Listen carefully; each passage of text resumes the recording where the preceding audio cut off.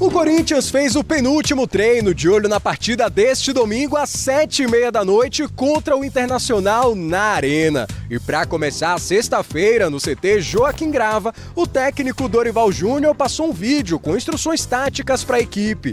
Depois, já no gramado, os atletas fizeram um exercício de posse de bola. Em seguida, quem atuou por mais de 45 minutos na derrota contra o Fluminense fez mais um trabalho regenerativo, assim como já havia sido feito na quinta-feira. O restante do elenco seguiu em campo, fazendo enfrentamentos em campo reduzido e treinando cruzamentos e finalizações. O Corinthians fecha a preparação na manhã deste sábado. O Timão é o 14º colocado do Campeonato Brasileiro e precisa ganhar do Inter para acabar com a sequência de 8 partidas seguidas sem vitórias, a maior do clube desde maio de 2023. Turma, tá lá no nosso site atualizando a situação do Alisson, goleiro da seleção brasileira, também do Liverpool. Ainda segue como um ponto de interrogação aí para a lista final da Copa do Mundo de 2026. Ele, titular da seleção brasileira em 18 e 22, mas que já foi cortado desses últimos amistosos, né, contra a França e Croácia. Ainda segue se recuperando de lesão, mas segundo o Liverpool, ele deve ficar fora, inclusive, desse restante de temporada. Temporada inglesa que acaba em meados de maio. A comissão técnica brasileira segue monitorando e pensando em alternativas caso o titular não tenha, de fato, condições de ser convocado. 2 nomes no radar de Ancelotti e seus companheiros, Hugo Souza do Corinthians e John, que atualmente está no Nottingham Forest e fez história aqui também com a camisa do Botafogo. Olha o número dos goleiros aí na tela pra gente, pelos seus clubes nessa temporada. O Alisson com a camisa do Liverpool, 34 jogos, 13 sem sofrer gols, 38%, 1,06 gol sofrido por jogo, 2,2 defesa por jogo, não defendeu nenhum pênalti. O Hugo com a camisa do Corinthians, 18 jogos, 7 sem sofrer gols, 39%, 0,83 gol por jogo, 2,3 defesa por jogo e 2 pênaltis defendidos. O John no Nottingham Forest, em 9 partidas, 3 sem sofrer gols, 33%, 1,33 gol sofrido por jogo para 1,3 defesa por jogo e também não defendeu nenhum pênalti. Rafa, isso sim uma grande preocupação, né? Perder o Alisson, titular absoluto da posição na seleção brasileira. Acho que ainda uma posição que gera muita discussão, né? De terceiro goleiro, enfim, até de reserva imediata. A gente ainda pode discutir, debater alguma coisa, mas sem dúvida não poder contar com o Alisson, essa é uma baixa muito preocupante, né? E os dois que se colocam aí também como, como candidatos a esta vaga, caso o Alisson seja baixa mesmo. Eu acho que nesse caso não há muita discussão, até por questão de coerência, né? Se de fato o Alisson for impossibilitado de jogar a Copa do Mundo, o Ancelotti tem que convocar o Hugo Souza, né? Que tem sido convocado com frequência. O John não tem sido chamado para a seleção brasileira, então acho que o Hugo Souza, por meritocracia e por fazer parte do ciclo, é quem deve ficar com essa vaga, caso de fato seja confirmada a impossibilidade do Alisson ir para a Copa. No gol titular da seleção brasileira, vai jogar o Ederson, não acho que acontecerá nada muito diferente disso, mas eu acho que cabe um bom debate sobre o Bento. E eu acho que toda essa discussão que existe a respeito do gol, as controvérsias, as opiniões diversas sobre o gol da seleção brasileira, tudo isso só acontece porque nós temos uma quantidade bem satisfatória de jogadores de bom nível para essa posição. Se tem uma posição no futebol em que nós não temos problemas, nós temos excesso de boas opções, é o gol. E aí você pode dizer que gosta mais de um do que de outro. Eu, por exemplo, debato muito o fato do Fábio estar encerrando a sua carreira daqui a pouco, sem ter tido a oportunidade de trilhar um período pela seleção brasileira. O Fábio é um fenômeno como atleta profissional, 45 anos, performando no mais alto nível, jogando demais, com reflexos em dia, fazendo ótimas defesas, é um dos responsáveis pelo bom momento do Fluminense no Campeonato Brasileiro, mas nunca é chamado, nunca é lembrado. E você pode falar de outros também, o Léo Jardim no Vasco, é outro nome muito importante, salvou o Vasco em várias ocasiões, ano passado, principalmente, e também no ano retrasado, enfim, mas é uma questão de gosto. O que eu debato sobre o Bento é que eu não acho que ele tenha esse mérito estabelecido na história dele na seleção brasileira para estar sempre sendo chamado. Ele está sempre entre os 3. Às vezes joga. E eu não enxergo nele essa meritocracia toda para ter tanto prestígio. talvez valesse a pena, ao longo do percurso, tivesse valendo a pena, porque agora não dá mais para fazer isso, o Ancelotti observar outros nomes também, fazer um patrulhamento maior e um observatório maior, ampliar o leque, dando mais opções para outros goleiros jogarem. Ele não fez isso. O Bento vai para a Copa do Mundo, mas eu acho que é um nome que cabe contestação. Em relação à ausência do Alisson, se ela se confirmar, para mim, o correto é que o Hugo Souza seja convocado, Glaucia.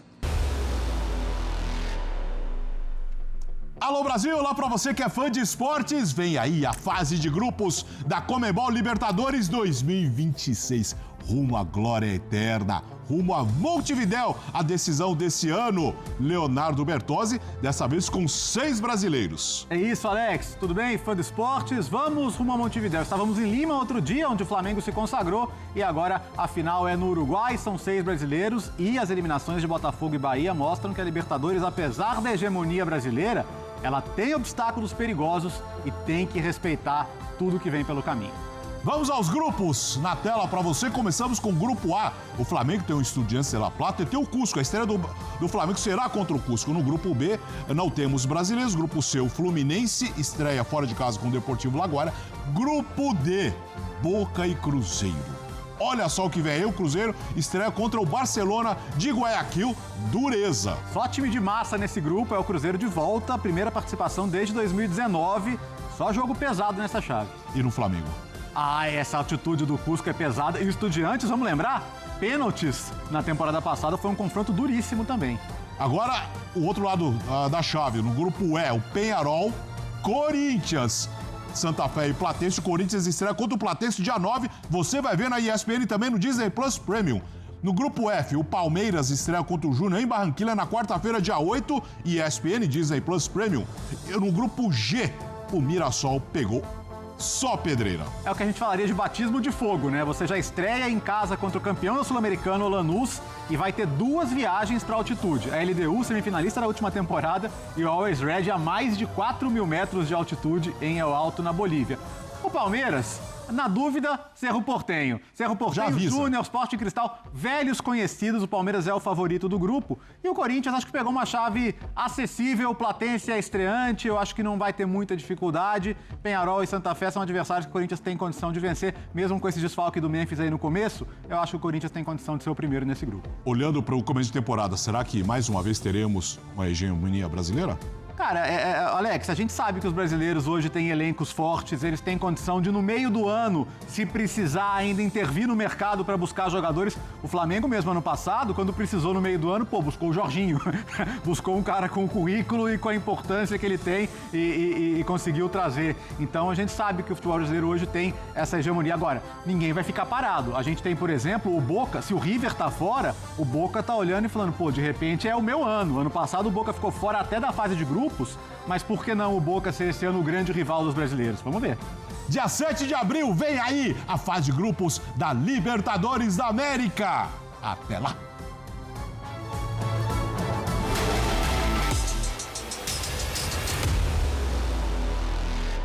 E a gente vai começar o programa dando uma geral na classificação do Campeonato Brasileiro. Aqui no nosso telão, rodada no final de semana, poderemos ter alterações. Palmeiras é o líder com 22 pontos, Fluminense está na cola com 19, quer encostar no Palmeiras de vez, tem uma diferença de saldo de gols favorável para o Palmeiras. Dependendo do que acontecer aí, a gente pode ter mesmo número de pontos para Palmeiras e Fluminense no Campeonato Brasileiro. O Bahia é o terceiro colocado com 17 pontos também. Tem o São Paulo na quarta posição. O Atlético Paranaense é o quinto com 16. Flamengo e Coritiba na sequência, 14 pontos. O Flamengo deu uma geral hoje, pagou para todo mundo lá no CT do Flamengo. Não gostou da derrota 3-0 para cima do Red Bull Bragantino. Por isso, cobrou de todo mundo lá, sobrou para todo mundo. O presidente não deu mole para ninguém, o BAP. Coritiba é o sétimo colocado com 14 pontos também. Como eu disse, aí vem o Vasco na sequência, que tá nadando de braçada. Renato Gaúcho chegou, tomou conta e resolveu a parada do Vasco até esse momento. 5 jogos, invicto, 3 vitórias, 2 empates. Vasco da Gama aí numa recuperação sensacional até esse momento. O Atlético Mineiro é o 9º colocado com 11 pontos, novo treinador, bom resultado, 4-0 para cima da Chapecoense, que inclusive ocasionou a demissão do técnico da Chapecoense depois dessa goleada por 4-0. A Chape está na zona do rebaixamento, mas o Atlético tenta se reencontrar, está numa posição intermediária da tabela com 11 pontos. 11 pontos também tem o Grêmio, mas na 10ª posição. Red Bull Bragantino, 11º colocado, com 11 pontos, com moral, 3-0 para cima do Flamengo. Red Bull Bragantino mantendo aí uma coerência no campeonato. Vamos ver se não vai acontecer o que tem rolado nos últimos anos. Vai bem um período, depois desce, recupera um pouquinho. Enfim, o Mancini está tentando, o treinador, arrumar a casa do Red Bull Bragantino. Vitória é o 12º colocado, tem 10 pontos, mesmo número de pontos que tem o Santos, que é o 13º, está brigando para sair da zona do rebaixamento. O Santos tem um jogo importante, a torcida está impaciente, o Neymar não vai jogar contra o Flamengo, ele acabou recebendo o 3º cartão amarelo de bobeira. Foi um dia, uma noite tão bonita dentro de campo, o Neymar dando passe para gol, fazendo jogadas importantes, mas foi mal no cartão amarelo, foi mal na declaração no final da partida, que a gente vai ver já já aqui no Esporte Total. Corinthians também tem 10 pontos, 14ª posição, vai jogar em casa contra o Internacional. A torcida está por aqui já com o time, com o treinador, foram lá no CT cobrar. Enfim, é uma sequência que começa a incomodar e o técnico Dorival Júnior, a pressão para que ele seja demitido, aumenta. Vamos ver como a direção do Corinthians vai se comportar e, lógico, vai depender do resultado desse jogo do Internacional. Jogo interessante, o Corinthians precisa reagir no campeonato, até porque conquistou a Copa do Brasil ano passado, Supercopa do Rei esse ano, enfim, o Corinthians não está vivendo um bom momento, está sem o Depay, tem muita gente aí que de repente acaba desfalcando o time, prejudica o trabalho do técnico Dorival Júnior.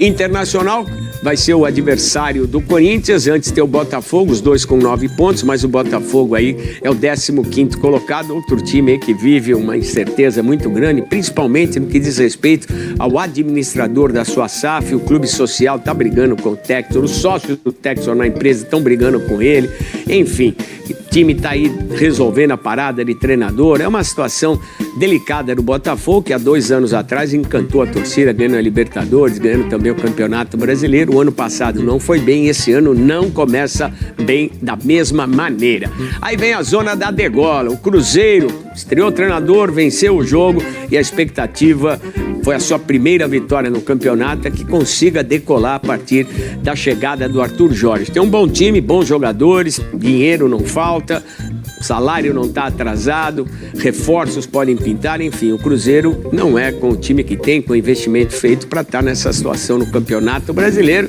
mas o futebol a gente sabe como é, já dizia Johan Cruyff, não é porque você tem muito dinheiro que você vai ganhar um campeonato. O Cruyff jogou muita bola. Para quem não lembra, a molecada mais nova, vai na internet, procura lá. Johan Cruyff, Copa de 74, 78, Barcelona. O cara jogou muita bola, depois foi um treinador de sucesso, também o holandês que já faleceu. Chapecoense, que demitiu seu treinador, 18ª colocada com 7 pontos, o mesmo número de pontos do Cruzeiro. E a grande decepção até esse momento do Campeonato Brasileiro é o Mirassol. Penúltimo colocado, tem apenas 6 pontos. Bem diferente do que foi a temporada passada, onde o Mirassol arrebentou, foi a grande sensação, terminou na 4ª posição, ficou muito tempo na parte de cima da tabela do Campeonato Brasileiro, vai fazer a sua estreia na Libertadores num momento delicado. A Chapecoense não vence há 10 jogos, uma série pior que a do Corinthians, 10 jogos. A Chapecoense, o Mirassol não vence. 10 jogos o Mirassol não vence. O Corinthians está numa seca de 8 partidas seguidas. Imagine como está essa situação do Mirassol. E o último colocado é o Remo, também com 6 pontos. É o lanterninha do Campeonato Brasileiro. Bom, vamos lá. Vamos falar do Corinthians, que encara o Internacional. E vou até trazer algumas informações do Colorado aqui, porque eu acompanho também atentamente, né? Por motivos óbvios, né? Tô sempre ligado à imprensa gaúcha, aos meus amigos que estão lá cobrindo a dupla Grenal. Por ser um arquirrival, tô sempre de olho também, secando, evidentemente. E mais do que isso, né? No domingo vou secar muito mais o Inter e torcer verdadeiramente para o Timão, para que a gente talvez empurre eles para a zona do rebaixamento. E isso é um detalhe importante, né? O Corinthians está pressionado por 8 jogos sem vitória, mas o Inter, que só empatou em casa com o São Paulo na última rodada, embora vinha de 2 vitórias seguidas, para você ver a situação que estava o Inter. Hoje o Inter é o chamado porteiro da zona, é o 16º colocado, na beira ali da zona do rebaixamento e pode entrar na zona do rebaixamento caso perca o jogo e alguns resultados, né, paralelos contribuam para isso. Então, o Corinthians tem uma missão. Além de, obviamente, melhorar a sua vida no Brasileiro, pode empurrar o Inter para a zona do rebaixamento. E a gente sabe que tem uma rivalidadezinha muito mais por parte do Inter do que pelo Corinthians. O Corinthians, aliás, sempre levou vantagem sobre o Inter de todas as maneiras.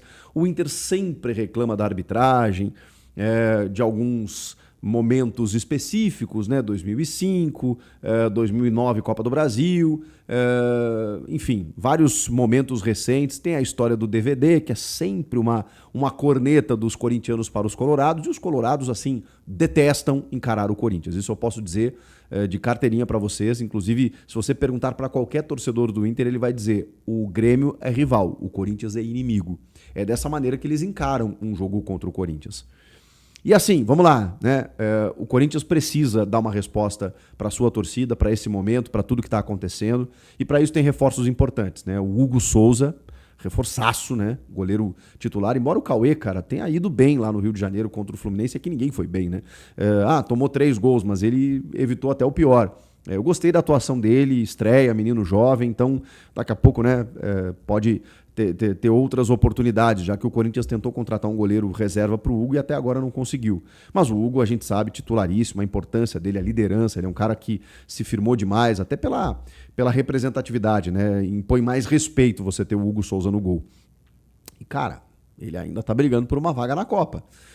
Outro que volta é o André Carrilho, da data FIFA, e ele vem sendo utilizado pelo Dorival até como titular em alguns momentos, né, para fazer aquela saída como primeiro volante, que eu não gosto tanto, mas em alguns jogos ele fez essa função muito bem. O Corinthians, que teve o Ranieri suspenso, por exemplo, tem o Ranieri de volta, mas ainda conta com alguns desfalques, né, o Memphis Depay, o Caio César ainda está numa transição física, então ele não treinou com os demais titulares, ou seja, muito difícil que vá para o jogo. E aí tem a expectativa, será que o Jesse Lingard dessa vez começa? Porque a gente imaginou que ele até poderia começar o jogo contra o Fluminense, ele entrou no segundo tempo. Será que dessa vez ele vai de titular junto do Yuri Alberto no ataque? Tem essas dúvidas. E outro que está suspenso, né, e que não joga é o volante Alan, que fez aquela pataquada, né, no jogo contra o Fluminense, e até pela maneira como o Dorival colocou na entrevista coletiva, a gente imaginou que alguma coisa viria. E realmente ele vai ser punido, o clube só estuda uma porcentagem aí do salário, porque, cara, ali tem tudo de ruim, né? Você deixa o teu time na mão por um motivo completamente descabido, num jogo de nível, né, profissional, no Maracanã, pela maneira como ele fez, e cara, ele já talvez merecesse uma punição pela tentativa de ser expulso antes, né, ali, né, porque ele reage a uma falta do Lúcio Acosta ali de uma maneira completamente desproporcional, e depois ainda, né, depois de ter sido salvo com o árbitro dando um amarelo apenas para ele ainda foi lá e pediu a expulsão com todas as letras. Vai acabar sendo punido por isso. Enfim, então a gente tem essas possibilidades aí. Difícil prever o que vai ser o time, mas vamos tentar, né? Com o Hugo Souza no gol, Mateuzinho e Matheus Bidu nas laterais, a dupla de zaga titular que, assim, tá deixando a desejar em alguns momentos. Eles tiveram uma boa fase, cara, o Gabriel Paulista e o Gustavo Henrique. Nos últimos jogos, o Gabriel Paulista, que eu gosto dele, tá? Ele cometeu algumas falhas importantes. Então, o Choca, por exemplo, foi a ausência no treino. O clube não informou o motivo. Então a gente não sabe se o Corinthians vai poder contar com ele.